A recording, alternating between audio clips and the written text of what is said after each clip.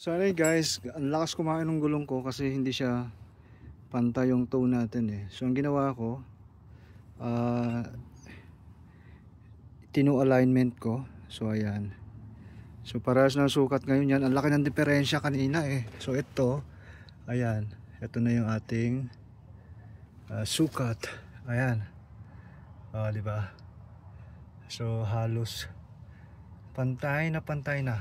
Okay? So, yan. Ano na tayo? Pwede na tayo DIY. Wala malang pa alignment eh. So, yan. Ginawa ko siya kasi kaya ko naman siyang gawin. Ayan. Okidoki. So, ito may ano pang diferensya. Konti pa. Ayan, 60.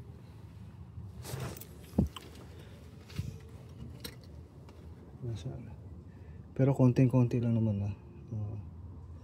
Don't alike na napakalaki nung ano. So ayan. So ayan, para pantay na siyang lumamon pag ano. Laging gutong tong gulong ko. So ito. Yan ko pa ba ng konti.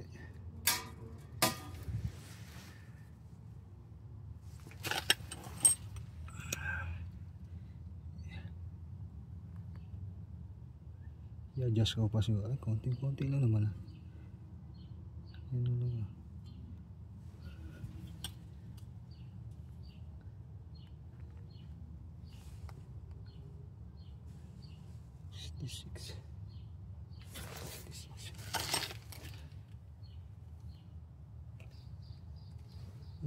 Konting-konti na lang. So, okay na yun.